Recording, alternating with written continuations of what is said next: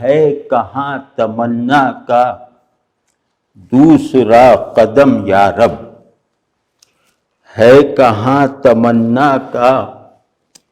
دوسرا قدم یا رب، ہم نے دشت امکان کو ایک نقش پا پایا۔ اور بہت صدمے کی بات یہ ہے کہ غالب نے یہ شعر اپنے دیوان میں شامل نہیں کیا، یہ ان کا منسوخ شعر ہے، اور غالب نے کئی ایسے اشعار اپنے یہاں سے اپنے دیوان میں شامل نہیں کیے جو ان کی شعری عظمت پر جو ہیں وہ گواہ ہیں۔ مطلب وہ شعر نکالنے سے ان کی بلندی میں کمی آئی ہے، اور وہ شعر اگر دوبارہ ہم داخل کر دیں تو ہمیں غالب کا قد بڑھتا ہوا محسوس ہوگا۔ ایسے ایسے اشعار انہوں نے خارج کر دیے، جیسے یہ کہ کچھ شعر مجھے یاد ہیں کہ تماشائے گلشن تمنائے چیدن، تماشائے گلشن تمنائے چیدن، بہار آفرینا گنہگار ہیں ہم۔ اب یہ جو اکانومی آف ورڈز کا جو ایک وہ تھی تاکید ایزرا پاؤنڈ کی طرف سے، یہ ہمارے یہاں اکانومی آف ورڈز کا ایک بہت بڑا نمونہ ہے جو شعر میں نے ابھی سنایا۔ اسی طرح خبر نگہ کو نگہ چشم کو عدو جانے، خبر نگہ کو نگہ چشم کو عدو جانے، وہ جلوہ کر کہ نہ میں جانوں اور نہ تو جانے۔ اب بتائیے، ایسے ایسے شعر نکال دیے، اور ایک شعر تو ایسا ہے کہ انہوں نے اپنے اوپر تو ظلم کیا ہی، ہم سب کو مظلوم بنا دیا کہ ہوں گرمی نشاط تصور سے نغمہ سنج، ہوں گرمی نشاط تصور سے نغمہ سنج، میں عندلیب گلشن نا آفریدہ ہوں۔ تو ایسے ایسے کئی اور اشعار ہیں جو مجھے اس وقت یاد نہیں آ رہے، وہ غالب نے منسوخ کر دیا، اور پتہ نہیں کس کے مشورے یا کس کے دباؤ پر۔ تو خیر، یہ شعر بھی ان منسوخ اشعار میں سے ایک ہے، اور اس کو منسوخ کرنے کی وجہ غالب نے خود بتائی ہے کہ یہ پا یہ جو تکرار ہے، اس سے تنافر صوتی پیدا ہوتا ہے، یعنی کہ آواز میں بھدا پن پیدا ہو جاتا ہے۔ تو یہ بات ٹھیک ہے کہ یہ اس میں ہے، ایک آواز میں ایک خامی ہے، اس شعر کے آہنگ میں پا کی وجہ سے جیسے ایک رکاوٹ سی پڑ جاتی ہے، لیکن یہ شعر اپنی امیج، اپنے معنی اور اپنے لہجے کی گونج کے ساتھ اتنا بڑا شعر ہے کہ اس کو بڑا ماننے میں یہ چھوٹی سی کمزوری حارج نہیں ہوتی۔ اور ایسے کئی اشعار بڑے شاعروں کے ہیں جن میں اس طرح کا کوئی عیب پایا جاتا ہے، لیکن وہ اتنے بڑے ہیں اپنی بناوٹ میں بھی، اپنے کانٹینٹ میں بھی، کہ اس طرف نظر جائے تو قاری جو ہے وہ خود اپنے اوپر نفرین کرنے لگتا ہے کہ تم جو ہے وہ ایک جیسے کسی بہت بڑے آدمی کے ناخن کی ناہمواری پہ نظر ڈال رہے ہو۔ تو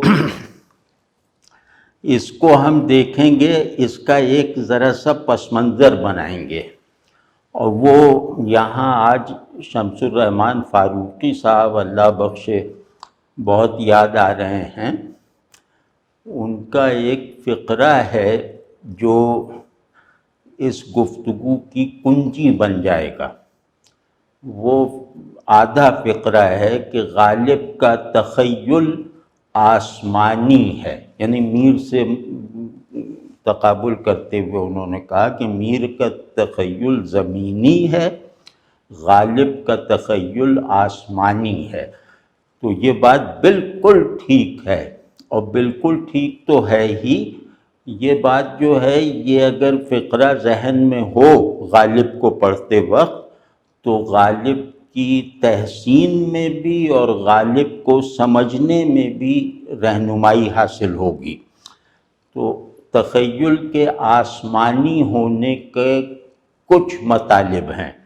وہ میں عرض کرتا ہوں جیسا کہ میں سمجھتا ہوں۔ ایک تو یہ کہ ہر امیج جس کینوس پہ بنائی جائے وہ کینوس آسمان ہو، زمین نہ ہو، یعنی ان تصویروں میں بلندی جو ہے وہ بنیادی حیثیت رکھتی ہے۔ پھر یہ کہ ان تصویروں کے جو کیریکٹرز ہیں وہ بھی آسمانی ہوں، جیسے چاند، سورج، ستارے، آسمان وغیرہ۔ اور اس کے ساتھ ساتھ جو اس میں ایک یعنی آسمانی تخیل کو کھولنے کی کوشش کریں تو ایک دقیق سی بات پتہ چلتی ہے، اور وہ بات یہ ہے کہ جس کے تخیل میں میٹافزیکیلٹی ہو، ایک آسمانی اور ایک جیسے مشاہداتی سیاق و سباق میں۔ تو غالب کے یہاں یہ بہت ہے کہ ان کے اس طرح کے مضامین جو ہیں جن کی بنیاد پہ انہیں کہا گیا کہ آسمانی تخیل کے شاعر ہیں، ان میں جو ہے کیریکٹرز جو ہیں وہ بھی سماوی ہیں، اور اگر کیریکٹرز سماوی نہ بھی ہوں تو وہ جو میٹافزیکل آئیڈیاز کا جو منتہا ہے یعنی خدا، وہ اس کی طرف تخیل کو قوت بنا کر گویا یلغار کرتے ہیں۔ تو ظاہر ہے کہ خدا کو تخیل میں لا کر اس پر تخیل کی آزادی کو نافذ کرنا، یہ ایک میٹافزیکل ایسنس تو رکھتا ہے نا۔ تو یہ ہے۔ دوسرا یہ ہے کہ غالب کے یہاں، جیسے میں ابھی کچھ شعر بھی سناؤں گا،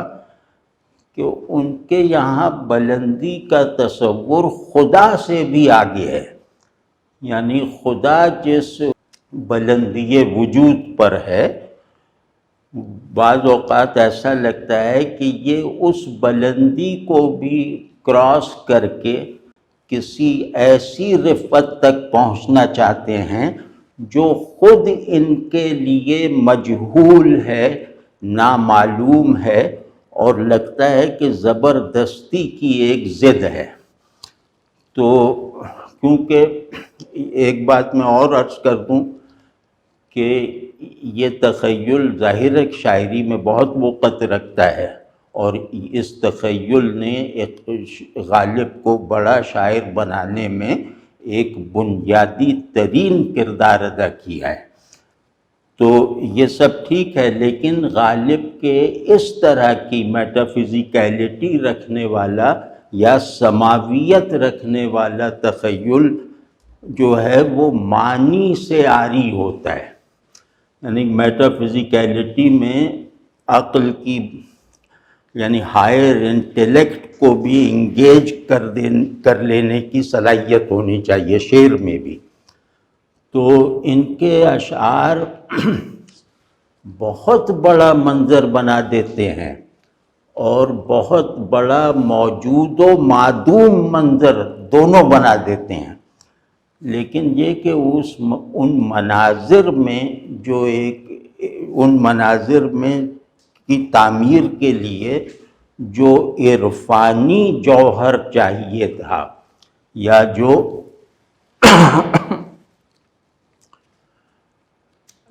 ذہنی بلندی اور جو اس کا بھرا پن یعنی معنی سے بھرا ہوا ہونے کی کیفیت چاہیے، وہ غالب کے یہاں ڈھونڈنی ابس ہے۔ اس معاملے میں اگر ہم اقبال کو دیکھیں، اقبال کا تخیل بھی ایک پہلو سے بہت بنیادی سطح پر سماوی ہے۔ ان کی امیجز بھی جو ہیں وہ ایک بلندی اور بڑائی رکھتی ہیں، لیکن ان کی ہر اس طرح کی تصویر میں ان معنی کا وفور جیسے اس منظر میں سے چھلک رہا ہوتا ہے۔ ان کے بنایا ہوا منظر حقیقت کے اندیکھے پن کو گویا دکھا دیتا ہے، اور پھر وہ ایک تھیوری کا حصہ ہوتا ہے۔ وہ منظر ایسا ہوتا ہے کہ جیسے عقل کے بہترین حاصلات کو، عقل کی رسائی میں آ سکنے والی انتہاؤں کو وہ اپنی جمالیاتی قوت سے بیوٹیفائی کر دیتے ہیں۔ وہ مطلب عقل میں جو حالت غیاب کے ساتھ موجود آئیڈیلز ہیں، اقبال ان کو عقل کے لیے جیسے دیکھنے والی چیز بنا دیتے ہیں۔ تو یہ وہ شخص ہے اقبال جو جمالیاتی ذوق سے، جمالیاتی زور سے عقل کی رہنمائی کرتا ہے، اور یہ معانی کی بعض بناوٹیں ایسی ہوتی ہیں جو غیر ذہنی ہوتی ہیں، جنہیں ذہن جذب کرتا ہے، پیدا نہیں کر سکتا۔ تو یہ جو مشکل ہے ذہن کی، یہ اقبال کی شاعری نے حل کی ہے، اور اقبال ہر مسئلے کو دو سطحوں پر قابل تسکین بنا دیتے ہیں۔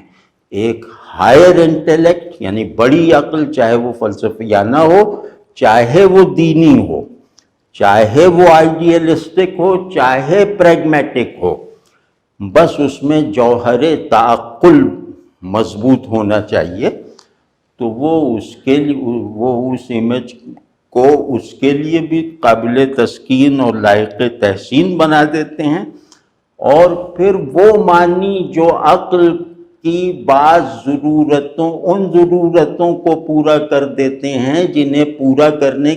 میں وہ ناکام چلی آ رہی ہے اور اپنی ناکامی کو تسلیم کر رکھا ہے، تو اس کے بعد اس طرح کے معانی کو اقبال پیشن بنا دیتے ہیں۔ ایک ایسا پیشن جو مجذوبانہ نہیں ہے،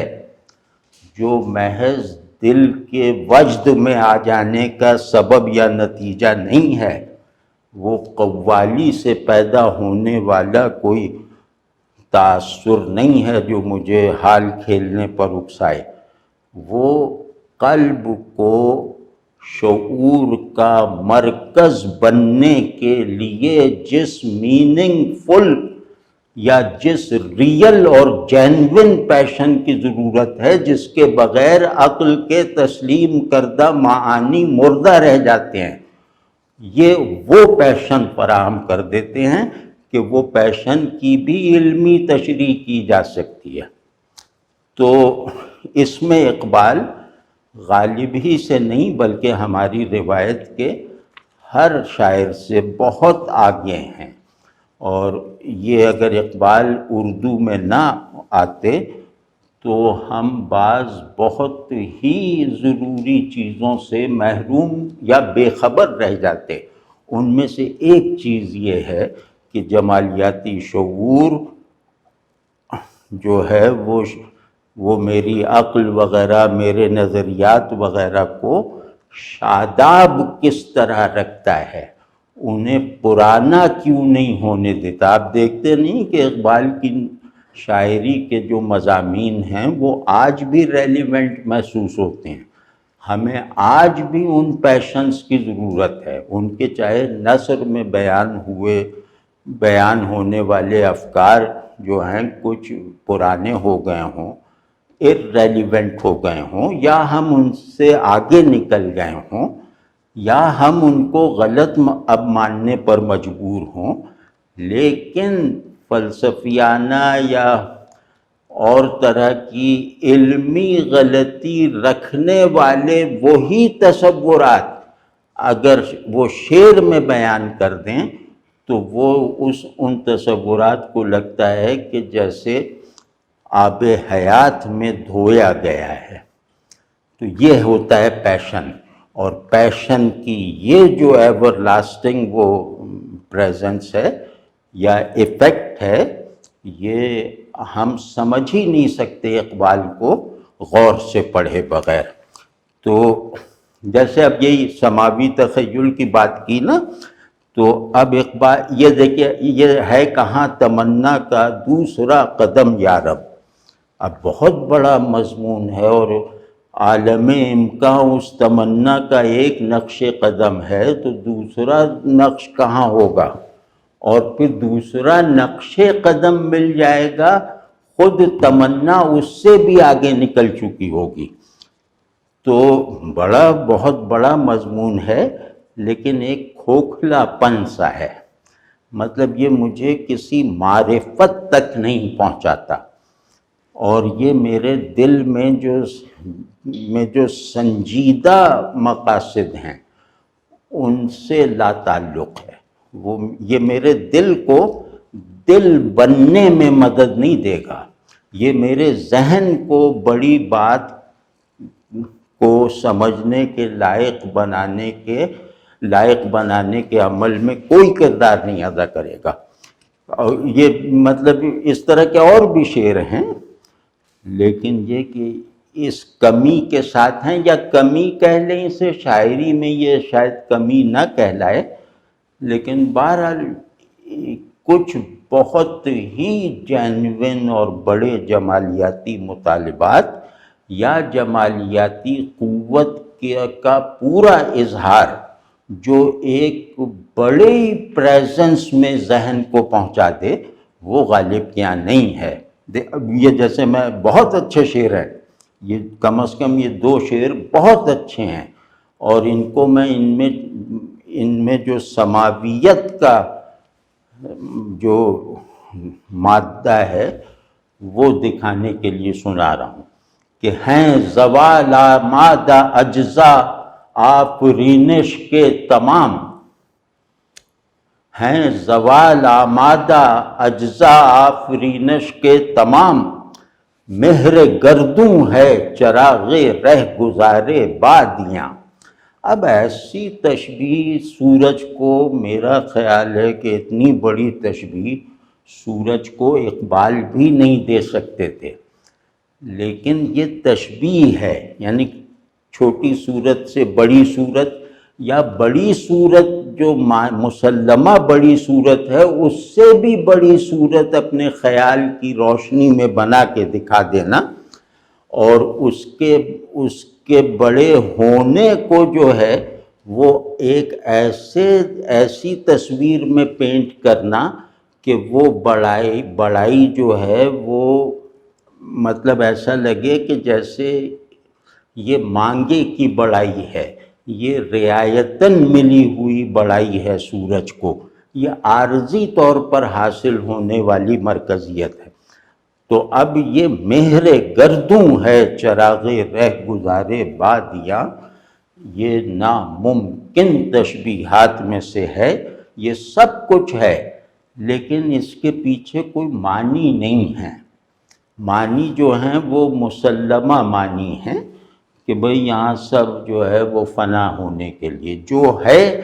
وہ معدومیت کا راستہ طے کر رہا ہے۔ تو یہ تو ایک عام سی بات ہے، یہ سب جانتے ہیں۔ یا دوسرا دیکھ، کیا تنگ ہم ستم زدگاں کا جہان ہے، کیا تنگ ہم ستم زدگاں کا جہان ہے، جس میں کہ ایک بیضۂ مور آسمان ہے۔ یہ بھی حد ہے مبالغے کی، اور اس مبالغے کی جس کی کار فرمائی نہ ہو تو تشبیہ وجود میں نہیں آ سکتی، یعنی اچھی تشبیہ وجود میں نہیں۔ تو اب یہ دیکھیں کہ آسمان کی جو روایتی حیت ہے وہ گنبد ایسی ہے، تو وہ کہ آسمان کو چیونٹی کے انڈے سے تشبیہ دینا، تو بلکہ اسے چیونٹی کا انڈا بنا دینا زور تشبیہ سے، یہ بہت بڑی بات ہے۔ لیکن یہ کہ اس میں لگتا ہے، اسی شعر میں لگتا ہے کہ یہ وہ ایسے ہی اڑائی، ایسے ہی ایک بڑک مار دی ہے، تو وہ ہے ہم ستم زدگاں کا جہان ہے۔ یہ ستم زدہ نہیں ہو سکتا جو اس اسٹیٹ آف ریئلائزیشن میں ہو کہ میرے موجودہ حدود ہستی اس قدر تنگ ہیں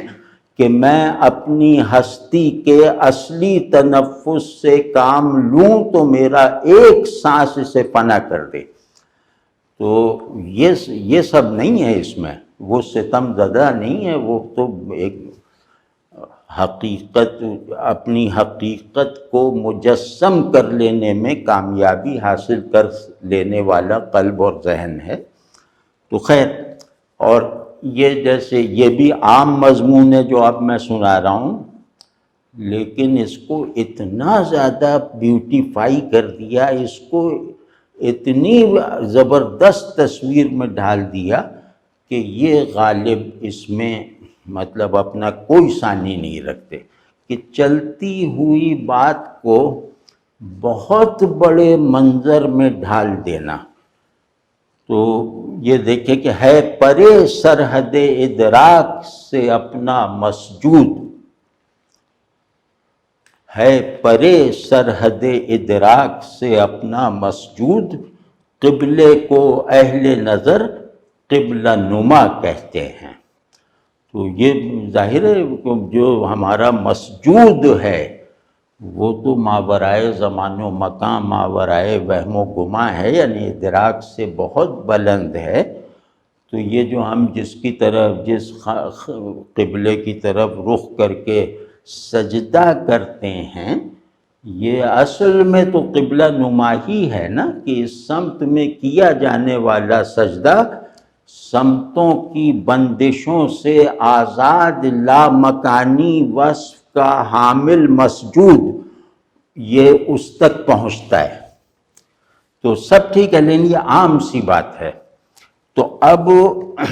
جیسے میں عرض کر رہا تھا کہ اقبال کے یہاں بھی میٹا فزیکیلٹی کے ساتھ، ہائر انٹلیکشن کے ساتھ، اور بہت پرزور پیشن کے ساتھ، یعنی نظریہ اور شدت، اور پھر اس میں گہرائی، اور پھر اس کے ساتھ اس میں معنویت پیدا کر کے دکھانا، یہ فردوسی ایسے شاعروں کا کام ہے۔ تو اقبال نے یہ کر کے دکھایا ہے کہ جیسے یہی غالب کے اشعار کے سامنے رکھ کے یہ ہم دیکھ رہے ہیں کہ میری نوائے شوق سے شور حریم ذات میں، غلغلہ ہائے العما بت قدئے صفات میں۔ اب یہ بہت ہی بڑی تصویر ہے نا، یہاں تک کہ یہ حریم ذات کو بھی جیسے یہ غلط فہمی پیدا ہو جاتی ہے کہ میں نے حریم ذات کو دیکھ لیا اس شعر کے ذریعے سے، مطلب اتنی شدت ہے استمثال اس امیج میں۔ تو لیکن یہ کہ یہ امیج بھی بہت بڑی ہے، جہاں جو حد سے بھی پاک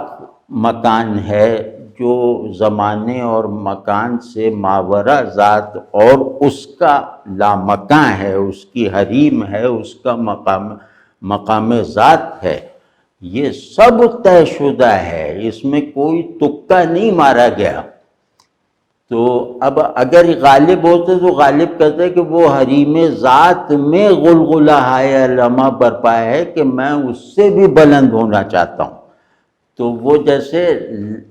ایک لغو بات کو اور ایک ایسے خیال کو جسے وہ خود بھی نہیں سمجھتے،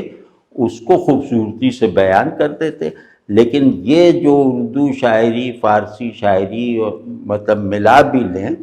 تو ان میں سب سے بڑا مراتب مشاہدہ ہیں، اور سب سے بڑے مدارج رسائی، منازل رسائی ہیں۔ تو ان کو بھی ان کے پورے معنوی گرینجر کے ساتھ، ان کے ساتھ ذہن کے تعلق سے یعنی ذہن کے تعلق سے پیدا ہونے والی روشنی کے ساتھ اور اس تعلق کے میں قلب کے شریک ہونے کا جو نتیجہ ایک بڑا پیشن نکلنا چاہیے، اس پیشن کے ساتھ یہ سب چیزیں ہیں، پیشن اپنی حد اپنے کمال کے ساتھ، معنی جو ہیں وہ بالکل جیسے لاجیسائزڈ معنی ہیں، اور وہ معنی بھی اس طرح بیان کیے ہیں کہ گویا ایکسپیرینس میں آ رہے ہیں، جن کو وہ کہہ رہے ہیں نا سرحد ادراک سے پرے، تو وہ سرحد ادراک سے پرے ہونے کو بھی جیسے میرے ادراک کی تعمیر میں صرف کر رہے ہیں یہاں پر۔ تو یہ ہے، یا جیسے یہ وہ حرف راز جو مجھ کو سکھا گیا ہے جنوں، وہ حرف راز جو مجھ کو سکھا گیا ہے جنوں، خدا مجھے نفس جبرائیل دے تو کہوں۔ اب یہ جو وہ ہے سطح، یہ میں نہیں سمجھتا کہ یہ ہمارے کسی بھی شاعر کے بس میں تھی کہ وہ یہاں پہنچ کے کلام کرے یا یہاں تک پہنچنے کی تمنا پالے۔ تو اور یہ جبریل پہ خیر علامہ نے خاصی مشق کی ہے اور بعض مرتبہ ڈر بھی لگنے لگتا ہے، لیکن بہرحال وہ شاعری ایک پوئٹک لائسنس تو ہے۔ تو وہ میرے گلو میں ہے ایک نغمہ جبرائیل آشوب، یہ جبرائیل آشوب کی ترکیب، یہ ہمارے یہاں جو ہمارا جو سیمینٹکس اور وہ فرہنگیں ہیں،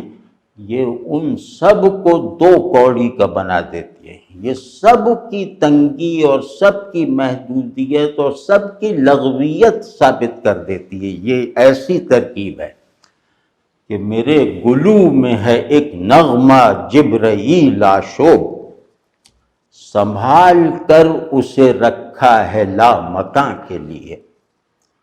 اب یہ سب لگتا ہے کہ یہ جو کہنے والا ہے یہ جانتا ہے، اس کے پاس پورا روڈ میپ ہے،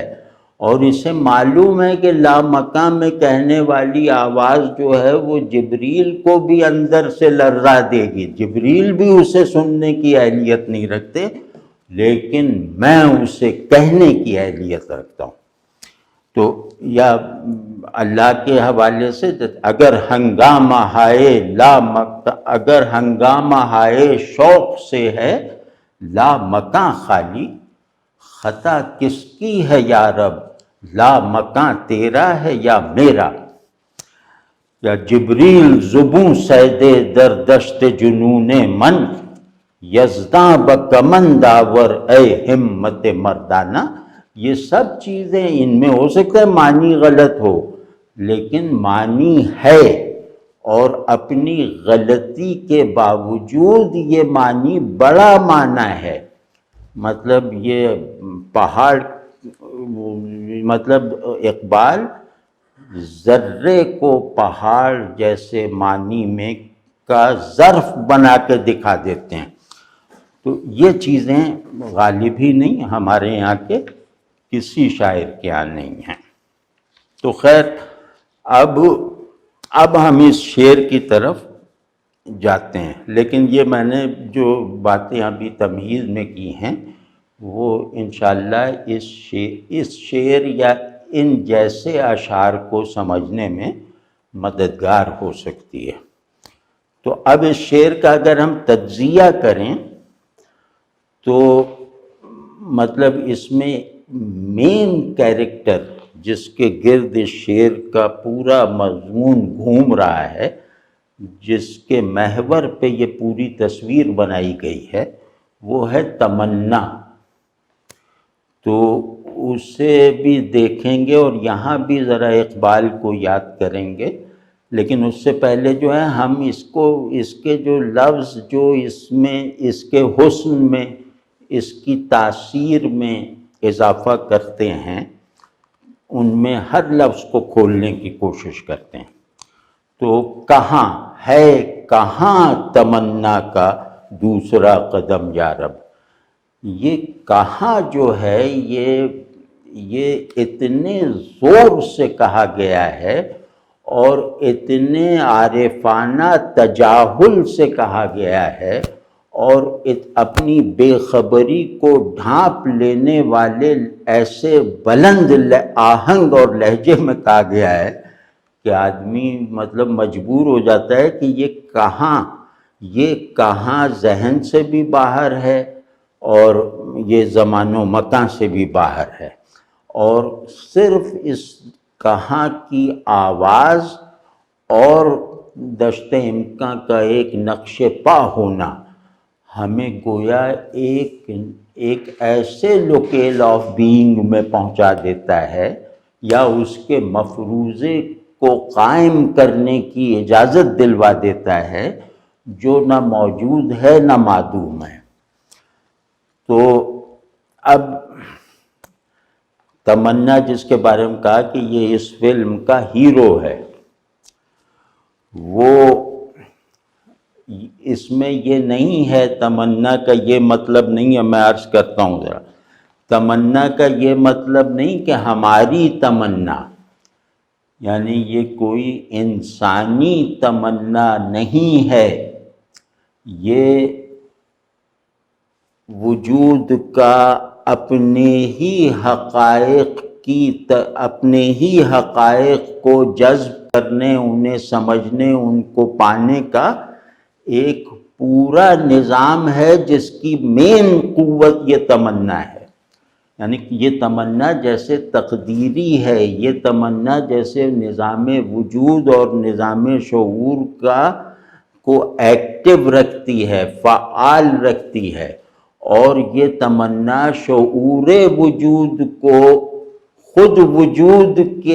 کی سمائی سے باہر رکھتی ہے۔ تو یہ جیسے بس آپ ایک کردار سمجھ لیں کہ تمنا کا مطلب یہ کہ میں جہاں جانا چاہتا ہوں وہاں جانے کی قدرت بھی رکھتا ہوں، اور وہ جو میرا مقصود ہے وہ جہاں اور یہاں اور وہاں اور کہاں سے ماورائی کی حالت میں بھی میرے لیے قابل رسائی ہے، بشرطے کہ رسائی کی ڈیفینیشن بدل دی جائے۔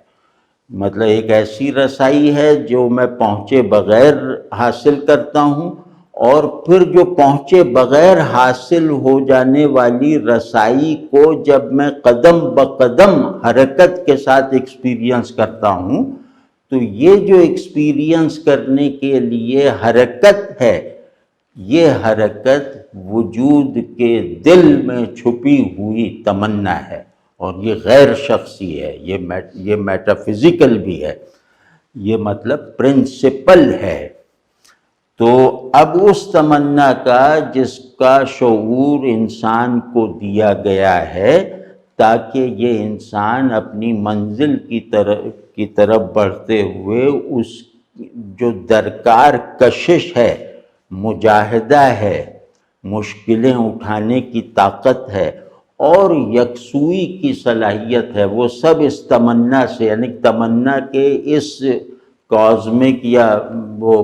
مائکرو کازمک آرڈر سے پیدا ہوتا ہے۔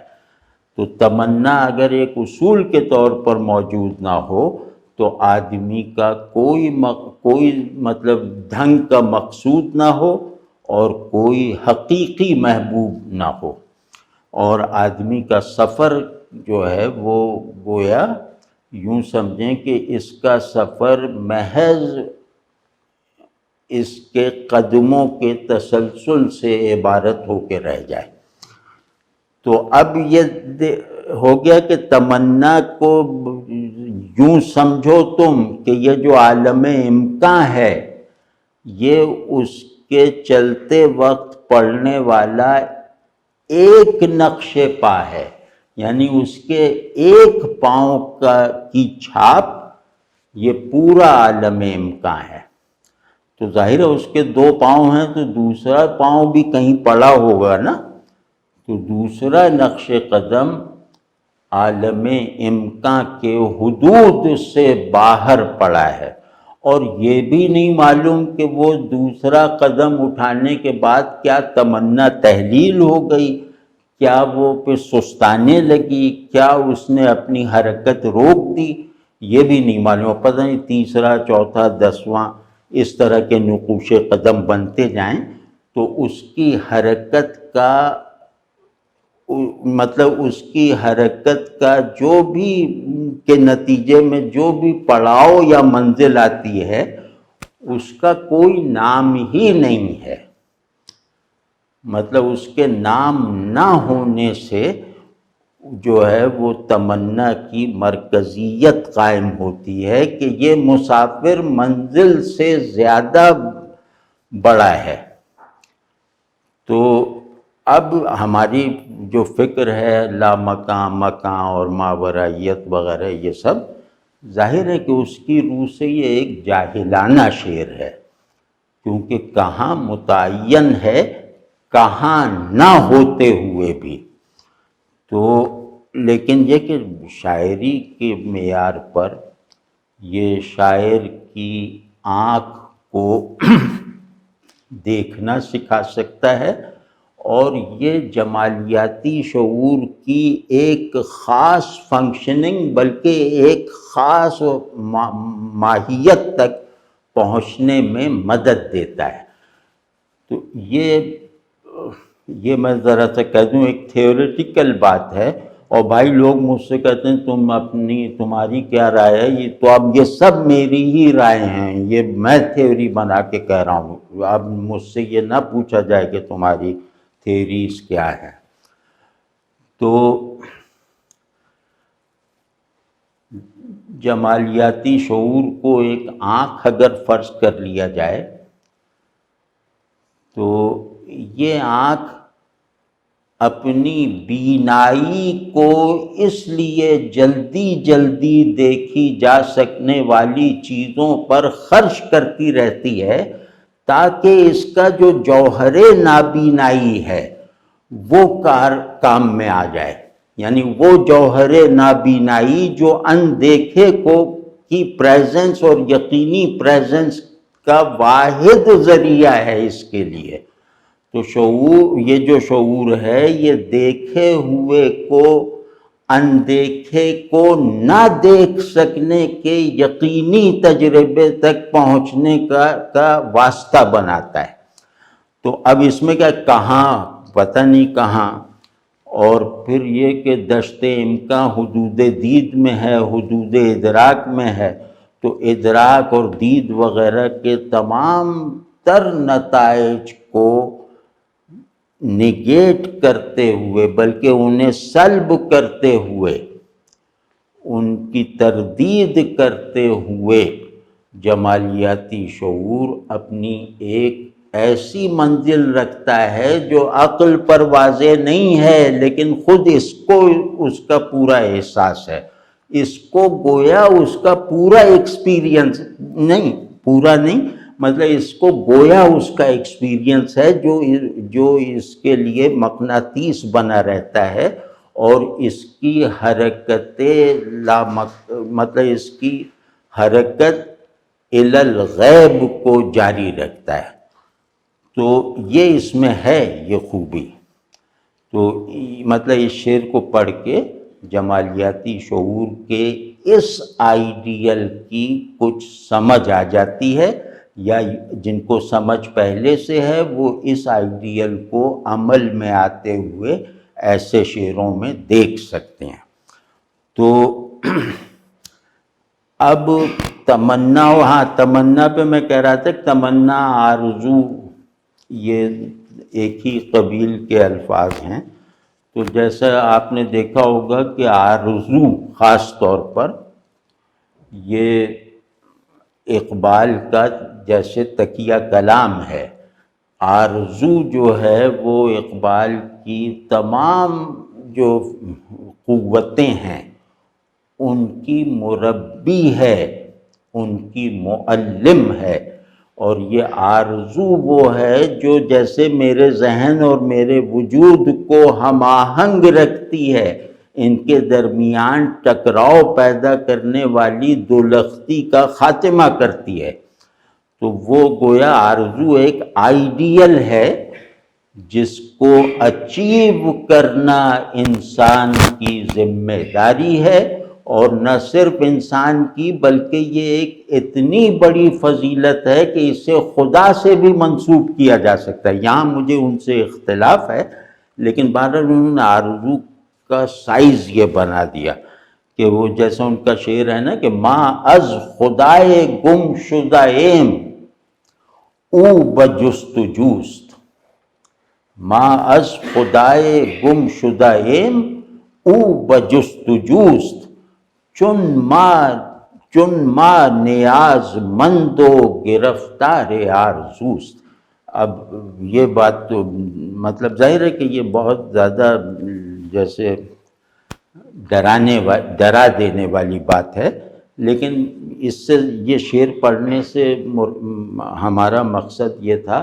کہ ہم یہ سمجھیں کہ وہ آرزو جو تمام میری تقویم روحانی اور میری تقویم حقیقی کا محرک واحد ہے، وہ اقبال نے کتنا پھیلایا ہے، اور اس پھیلاؤ کو ہر مرحلے پر قابل فہم بھی رکھا ہے، اور جیسے لطف اندوزی کا ذریعہ بھی بنا کے دکھا دیا۔ تو یہ بڑی بات ہے۔ تو وہ بہرحال آرزو آپ ان کے یہاں دیکھیے تو آپ کو لگے گا کہ یہ تمنا جو ہے یہ تمنا جیسے منزل کے تعین سے آزاد رہنا چاہتی ہے۔ اقبال کے یہاں آرزو جو ہے وہ منزل کے پورے تعین کے ساتھ ہے۔ تو یہ کیونکہ یہ شعر جو ہے یہ جو ہم غالب کا پڑھ رہے ہیں یہ اپنی بناوٹ میں اس طرح کی تصویریں جو غالب کے یہاں ہیں وہ بے دل کے اثرات ہیں، اور افسوس کہ انہوں نے بے دل سے تاثر قبول کرنے کو بیچ ہی میں روک دیا۔ اگر وہ اسے جاری رکھتے کہ مجھے رنگ بہار ایجاد یہ بے دل پسند آیا تو اور بھی بڑی باتیں ان سے ظاہر ہوتی۔ تو اب یہ جیسے تمنا ہے نا کہ تمنا میں بے دل کے کچھ شعر میں نے نکالے ہیں۔ بگلزارے کہ شبنم ہم امید رنگ و بو دارد،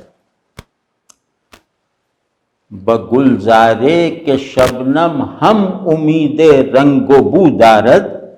نگاہ ہر ز جولاں بے تمنا می برد مارا۔ اس شعر کا معنی، اس شعر کی کیفیت، در سرشاری کا جو بہاؤ ہے یہ کہیں نہیں دکھایا جا سکتا اردو فارسی میں، نہ مضمون کی ندرت، نہ جذبے کی وہ ساخت۔ اب تو یہ کوئی حد ہے نا کہ آدمی احساس کی بناوٹ کو بدل دے، محسوس کرنے کے سارے سانچوں کو توڑ کر ایک نیا سانچہ تیار کر کے دکھا دے، اور اس سانچے میں ایک ایسی چیز، حسی چیز اور عقلی چیز، مسلمات ڈال کے انہیں ہمارے لیے اجنبی بنا دے، یا انہیں ہمارے لیے بہت جیسے چیلنجنگ بنا دے۔ تو یہ شعر اس کے میں ترجمہ کر دوں کہ وہ بگلزارے اس گلزار میں جہاں شبنم بھی یہ امید رکھتی ہے، یہ خواہش رکھتی ہے کہ اسے بھی رنگ اور خوشبو نصیب ہو جائے، یعنی پھول کی طرح، کیونکہ وہ پھول پہ ٹپکتی ہے تو وہ پھول سے دوئی کو ختم کرنا چاہتی ہے اپنی۔ تو دوئی ختم کرنے کے دو ہی طریقے ہیں کہ دوسرے کو اپنے میں ضم کر لو یا خود کو اس میں ضم کر دو۔ تو یہاں دوسرا طریقہ ہے کہ شبنم بھی پھول بننا چاہتی ہے۔ تو اس گلزار میں جہاں شبنم کو بھی ایک محال کی طلب ہے، اب یہ محال ہے نا کہ شبنم کو بھی خوشبو اور رنگ مل جائے، تو ایسے عالم میں، ایسی دنیا میں رہتا ہوں، اور میرے رہنے کا حال یہ ہے کہ نگاہ ہر ز جولاں، کہ ہر طرف پڑنے والی نگاہ، جس کی رسائی سے کوئی دیکھی جا سکنے والی چیز باہر نہیں ہے، اس بالکل مطلب بینائی کا ایک تیز رفتار بگولا ہے جس نے تمام نظر آنے والی دنیا کو اپنی لپیٹ میں لے رکھا ہے۔ تو یہ نگاہ جو ہے، جو مجھے تو ایسی نگاہ ملی ہے، تو میں جو ہوں، میں یہاں میری ساری حرکت کسی آرزو، کسی خواہش، کسی تمنا کے بغیر ہے، میری نگاہ بالکل بے نیاز رکھتے ہوئے مجھے نگاہ کو کھینچ سکنے والے تمام مناظر سے بالکل غیر متاثر نکال لیتی ہے۔ تو اس کا جو آہنگ اور وہ مزہ الگ ہے، وہ ترجمے میں نہیں آ سکتا۔ جیسے اسی طرح ایک شعر ہے فارسی کا، وہ بھی ہے، مطلب مضمون ایک سا ہے کہ بے نیازان ز ارباب کرم می گذرم، چون سیہ چشم کے بر سرم فروشاں گزرد۔ یہ بھی بہت خوبصورت شعر ہے، معنی اور پیشن اس میں زیادہ ہے بے دل کے شعر میں۔ تو وہ یہ شاید ابو طالب کلیم کا شعر ہے کہ میں اہل کرم، یعنی جو لوگ دے سکتے ہیں، جو لوگ بڑے ہیں، جو لوگ بہت امیر ہیں، سب بڑائی جو معاشرتی انہیں حاصل ہے، تو میں ان کے وہ کھڑے ہوں تو میں ان کی طرف متوجہ ہوئے بغیر آگے نکل جاتا ہوں، مطلب انہیں نظر انداز کر کے آگے نکل جاتا ہوں، جیسے کہ وہ حسین جس کی آنکھیں قدرتی طور پر سیاہ ہیں، وہ سرما فروشوں کی دکانوں پہ نظر ڈالے بغیر گزرتا ہے کہ مجھے ان کی کیا ضرورت۔ تو یہ مطلب ایک مضمون ہے جو کئی شاعروں نے بہت الگ الگ طریقے سے خوبصورتی سے باندھا ہے۔ تو اب یہ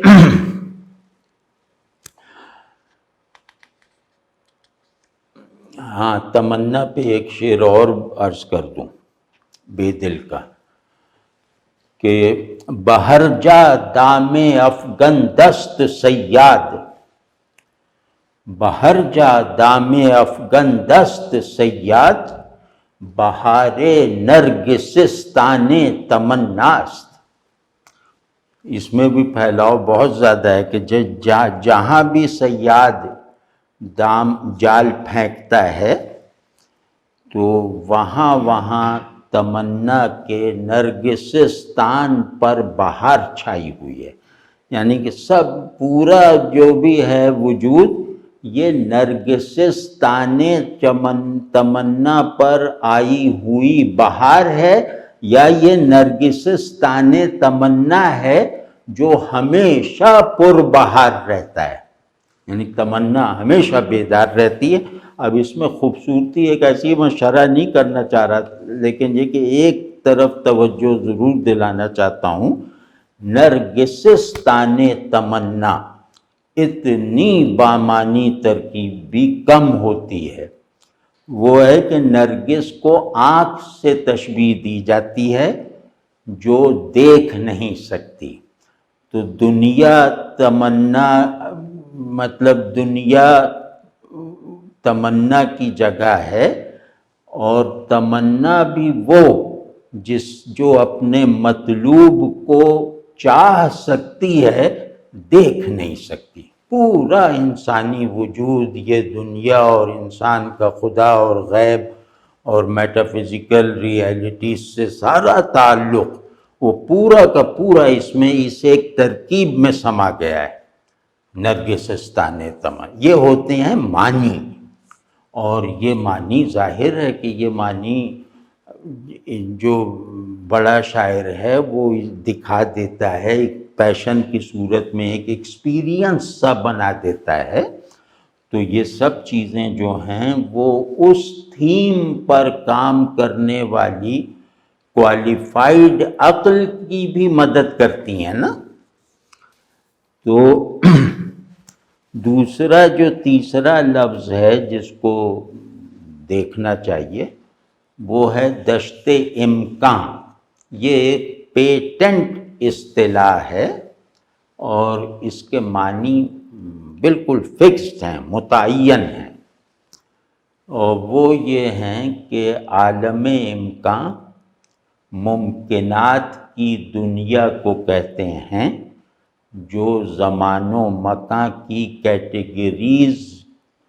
میں ہے۔ مطلب وہ وہاں کوئی شے ایسی نہیں ہے جو زمانی مکانی نہ ہو، تو اسے کہتے ہیں عالم امکان۔ دوسرا کہتے ہیں کہ جہاں وجود عدم کے دروازے پر دستک دینے کے لیے ہو، یعنی جہاں موجود ہونا لازماً معدوم ہونے کے لیے ہو۔ تو جہاں وجود عدم کے سمندر میں ابھرنے والے عارضی جزیرے کی طرح ہو، جس کا اوریجن بھی نتھنگنیس ہے اور اینڈ بھی نتھنگنیس ہے، اس کو کہتے ہیں عالم امکان۔ امکان مطلب وہ پاسبلٹی یا پرابیبلٹی، لیکن یہ میں لفظ کا مطلب بتا رہا ہوں، لفظ کا ترجمہ انگریزی میں کر رہا ہوں، اصطلاح کا نہیں۔ اور پھر امکان ہے کہ مخلوقات کی دنیا، جہاں ہر شے اللہ کی تخلیق ہے مادے کے ساتھ۔ تخلیق کہتے ہیں مادہ مطلب اللہ مادے پر تصرف کر کے چیزیں بناتا ہے، تو وہ وہاں ہر شے مادے کے ساتھ مخلوق ہے، تو اس کو بھی عالم امکان کہتے ہیں۔ دوسرے یہ کہ اللہ کی طرف سے بنائے گئے دو عالم بڑے عالم ہیں، ان میں وہ عالم جو ہماری دنیا، ہماری کائنات یا میٹر کی مختلف صورتوں میں نمود ہے، ایک وہ دنیا ہے اور جسے فنا ہونا ہی ہونا ہے۔ تو ایک یہ عالم امکان ہے۔ دوسرا عالم امر ہے۔ عالم امر میں کثرت ہے، ٹائم ہے، لیکن وہاں پر میٹر نہیں ہے، وہ مادے سے بلند وجود سے موجود چیزوں کا وہ کی دنیا ہے۔ تو عالم امر کو فنا نہیں ہے۔ تو ان دونوں کو یہ بالکل کتابی باتیں، اور اس کے معنی بس یہی ہیں۔ زیادہ زور لگا کہ اگر ہم یہ سمجھیں کہ امکان کا مطلب پوٹینشیل لے لیں جیسے اقبال نے لیا ہے، تو اس کا مطلب یہ کہ تمام امکانات، یعنی وجود کے اندر امکانات اور پوٹینشیلز جتنے بھی ہیں، میں نے سب کو ہم نے تمنا نے سب کو ایگزاسٹ کروا دیا، کر کے دکھا دیا، اور اس کے بعد وہ اپنی کسی اور منزل کی طرف چلی گئی جس کا پتہ ہی نہیں چل رہا۔ تو یہ بھی کہہ سکتے ہیں۔ تو اب اس میں جو ہے وہ تیسرا بہت اہم ہے اور بہت خوبصورت ہے۔ اس شعر کی خوبصورتی میں نقش پا کا بہت بنیادی کردار ہے۔ تو اس کو ذرا ہم دیکھتے ہیں بے دل کے ریفرنس سے۔ بے دل کے یہاں بھی نقش پا، نقش قدم یہ بہت استعمال ہوتا ہے، اور خود غالب نے نقش قدم جس طرح باندھا ہے وہ مطلب اپنی مثال آپ ہے کہ مطلب معنی مختلف ہیں، فضا مختلف ہے، لیکن نقش قدم کو جیسی ندرت اور رنگینی اور تازگی کے ساتھ غالب نے باندھا ہے اردو میں، اس کی مثال شاید نہ ملے اردو شاعری میں، کہ نہ ہوگا یک بیاباں ماندگی سے ذوق کم میرا، نہ ہوگا یک بیاباں ماندگی سے ذوق کم میرا، حباب موجۂ رفتار ہے نقش قدم میرا۔ کوئی جواب ہے کہ نقش قدم رفتار کی لہر پر بننے والا بلبلہ ہے، اس کی کوئی نظیر نہیں ہے، اور اس سے بڑھ کر کوئی امیج نہیں، کوئی تشبیہ نہیں، کوئی وہ نہیں۔ اسی طرح کہ ایک جو خوبصورت جہاں بہت لگتا ہے، ایسی خوبصورتی جو واقعاتی سی ہے، لیکن اگر اس کو خود ہم پروڈیوس کرنا چاہیں تو وہ ہمارے بس سے باہر ہے۔ تو امیجز بھی سہل ممتنع کی طرح بعض ہوتی ہیں کہ دیکھنے میں سادہ لیکن ری پروڈیوس کرنے بیٹھیں تو ناممکن۔ تو اس طرح کا ہے کہ جہاں تیرا نقش قدم دیکھتے ہیں، خیاباں خیاباں ارم دیکھتے ہیں۔ اس میں بہت ساری خوبیاں ہیں، لیکن وہ کبھی دیکھیں گے کہ اب اس میں ایک دیکھ لی کہ خیاباں خیاباں اور خرامہ خرامہ یہ جیسے ایک دوسرے میں ڈھل گئے ہیں۔ تو پھر خانہ ویر، یہ ایک غالب کی جوانی کا شعر ہے، نوجوانی کا، کہ خانہ ویراں سازیے حیرت تماشا کیجئے، خانہ ویراں سازیے حیرت تماشا کیجئے، صورت نقش قدم ہوں رفتہ رفتار دوست۔ کمال کمال۔ اسی طرح ایک اور سنا کے پھر آگے چلتے ہیں بے دل کی طرف، کہ یک قلم، یہ بھی اسد اللہ خاں کا شعر ہے، یعنی جب وہ اسد تصور کرتے تھے، وہ تخلص کرتے تھے،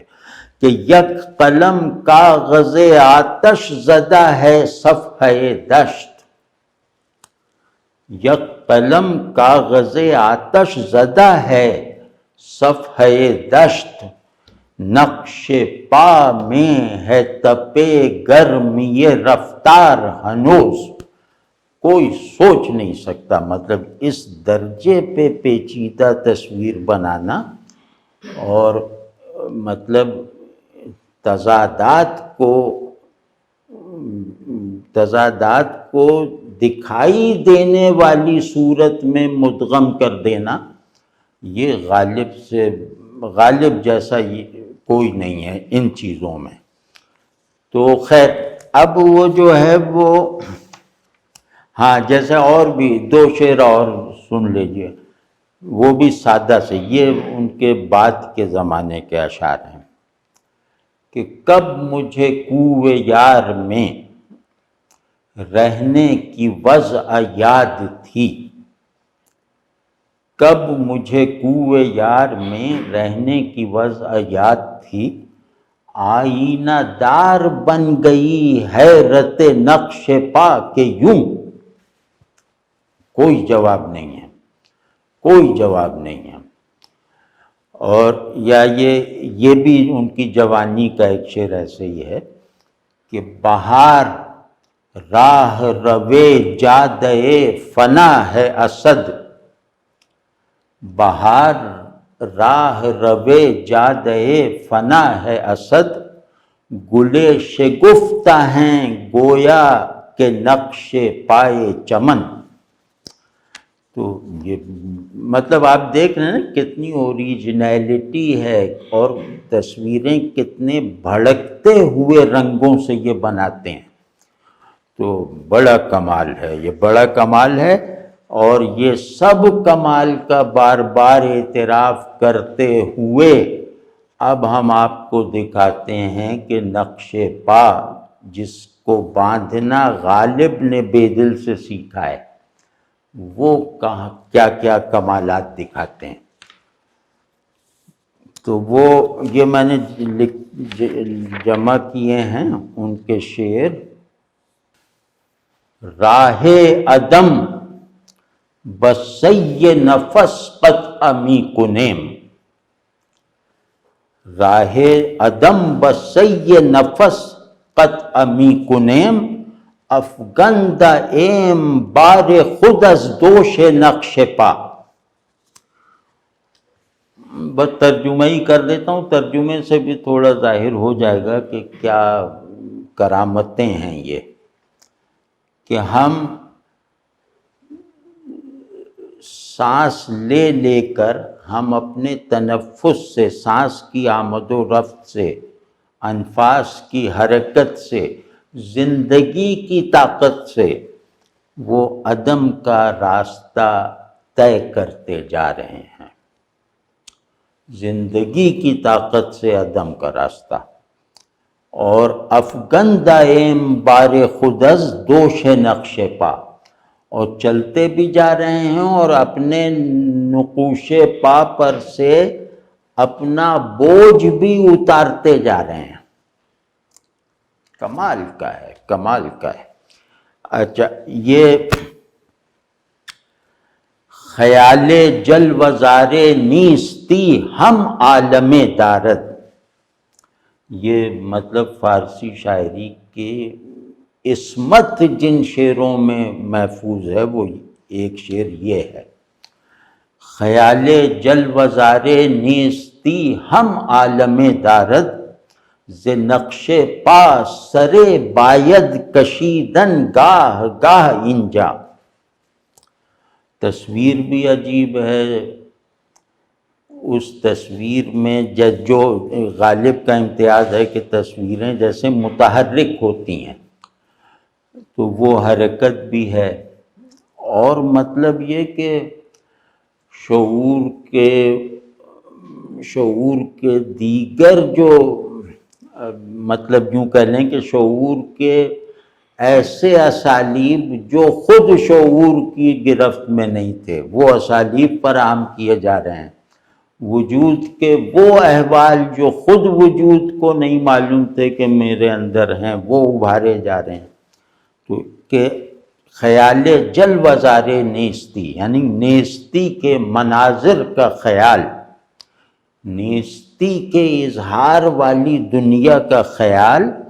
یہ خود ایک بڑا عالم ہے. عالم کے دونوں معنی، یہ خود ایک کائنات ہے اور خود ایک بہت بڑی وجودی کنڈیشن اور حالت ہے کہ ز نقش پا سر باید کشیدن گاہ گاہ انجا. تو یہ جو جلوزار نیستی کا خیال ہے، یہ خود ایک دنیا، ایک راستہ اور ایک منزل کی طرح ہے. تو یہاں چلتے ہوئے جو ہے وہ نقش پا سے سر کو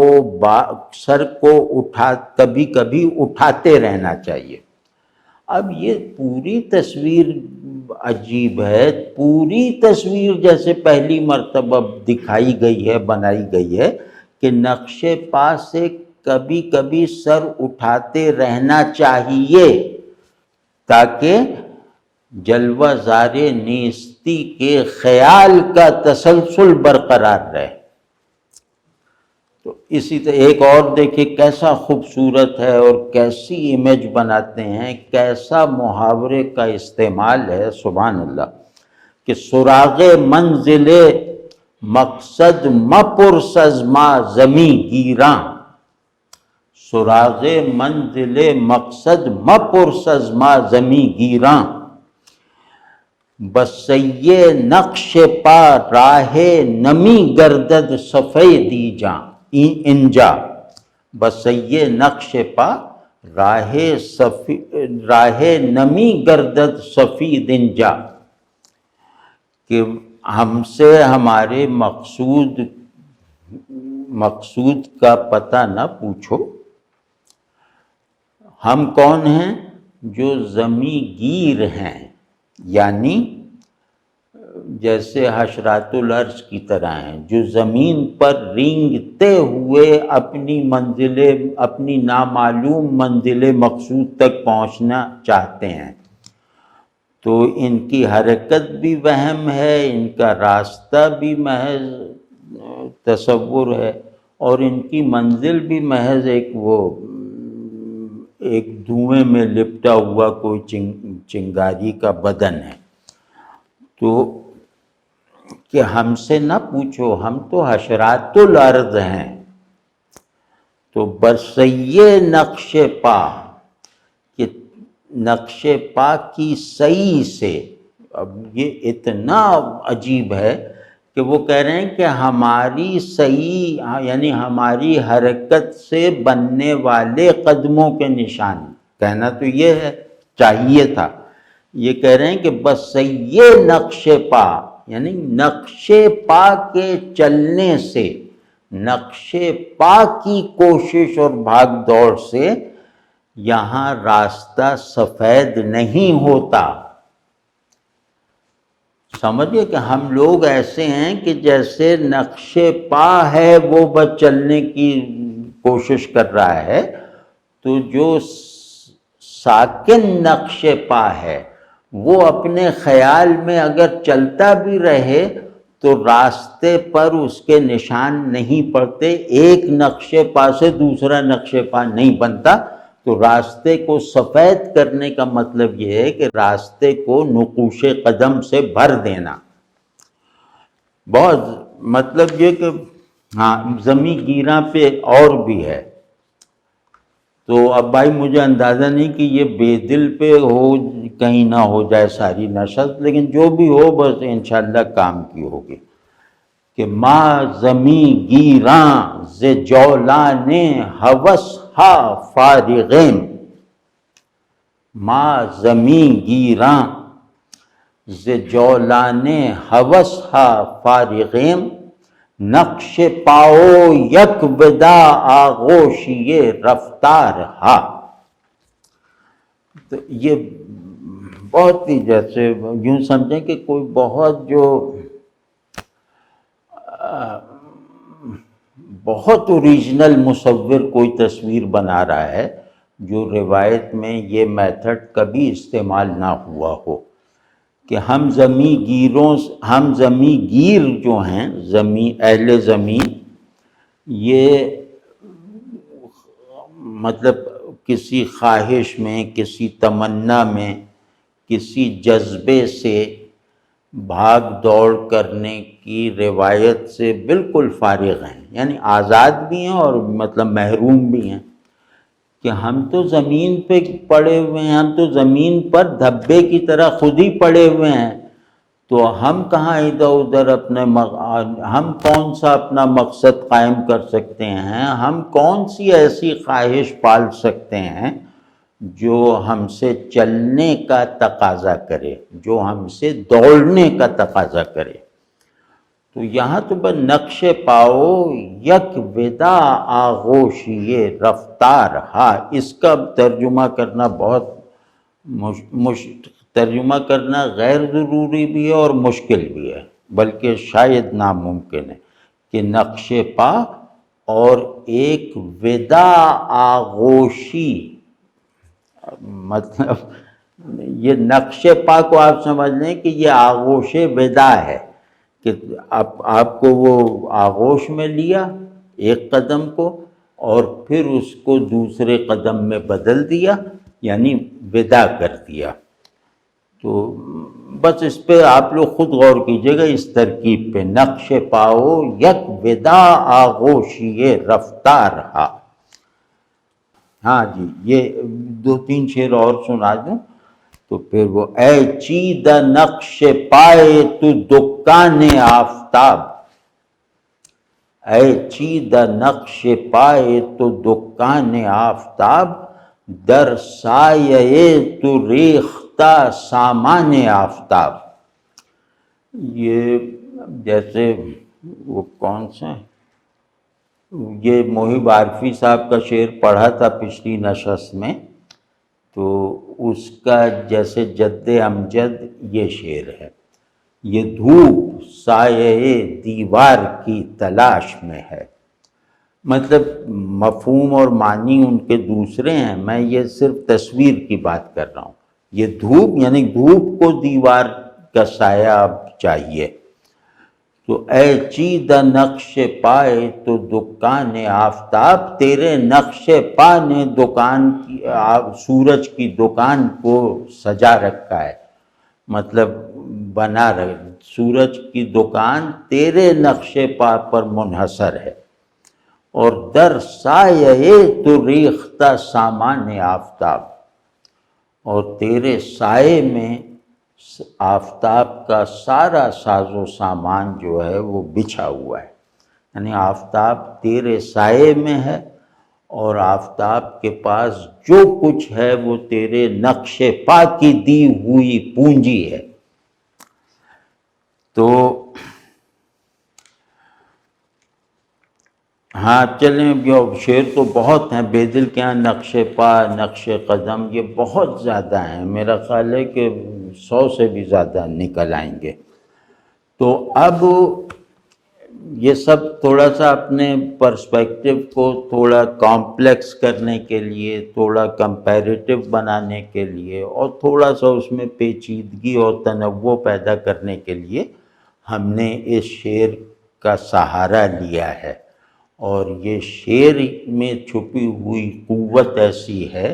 کہ جس نے ہمیں اس طرح کے مناظر بنانے کی دوسری روایتوں کی طرف متوجہ کیا، بلکہ اس کو ہماری ضرورت بنایا تاکہ ہم اسے اچھی طرح اپریشیٹ کر سکیں. تو مطلب وہی ہے کہ مطلب ہم نے شروع ہی میں بتا دیا کہ یا اللہ وہ نظام جستجو، وہ تمنائے قلب وجود جس کو جو انسان کے لیے جو ہے وہ تمنا آفری ہے، آرزوؤں کا سورس ہے، راستوں کا مجموعہ ہے، منزل کا نشان ہے، وغیرہ وغیرہ. تو جو پیشن چاہیے موجود رہنے کے لیے، وہ پیشن تمنا کے اس پرنسپل سے، اس ایکٹیو پرنسپل سے فراہم ہوتا ہے. اب یہ جو تمنا ہے یعنی یہ حرکت منزل کی طرف سارے وجود کی قوت کو جمع کر کے، سارے شعور کی یکسوئی کو استعمال کرتے ہوئے، اس کا پہلا قدم تو یہ عالم امکان ہے، یہ تو ہم نے دیکھ لیا. لیکن ہم اس کے وارث، اس کے نمائندے، اس کی نیابت کرنے والے کی حیثیت سے یہ جاننا چاہتے ہیں کہ دوسرا قدم کہاں ہے. بس اس میں ایک سسپنس ہے، ایک نامعلومیت ہے. اور یا رب بہت بامانی اس اعتبار سے ہے کہ یا رب یا تو حیرت اور بالکل شکست خوردگی کا وہ ہے روزمرہ، یعنی یا رب کہہ کر اپنی حیرت کا بھی اظہار کیا جاتا ہے، اپنے افسوس کا بھی اظہار کیا جاتا ہے. تو ایک تو یہ پہلو، اور دوسرا پہلو یہ کہ اللہ کو پکار کے پوچھ رہے ہیں یہ. تو رب کے حوالے سے جو ہیں اس میں کچھ خوبصورتیاں پیدا ہو گئیں کہ یا اللہ آپ تو سب سے اوپر ہیں، آپ تو سب سے آخر میں، مطلب آپ تو منزل ہیں وجود کی بھی، شعور کی بھی. تو آپ نے دیکھا ہے وہ دوسرا قدم. اب اس میں ایک شیطنت بھی برآمد ہو سکتی ہے، اور شاید پیش نظر ہو ان کے کہ شاید لامکاں سے بھی پار پڑا ہے وہ دوسرا قدم. یعنی عالم امکان سے عالم لاہوت تک وہ ایک قدم پہ رہی، اور اگلا جو اس کا نقش پا ہے وہ عالم لاہوت یعنی حریم ذات سے بھی آگے کا ہے. تو یہ وہ ایبسرڈیٹی ہے جسے ایک بڑا شاعر جو ہے وہ پرکشش بنا دیتا ہے، اور اس کو جیسے معانی کے مقابلے میں، معنویت کے مقابلے میں زیادہ جمیل بنا دیتا ہے. تو یہ اس شعر پہ گفتگو کرنی تھی. تو بہت شکریہ جناب.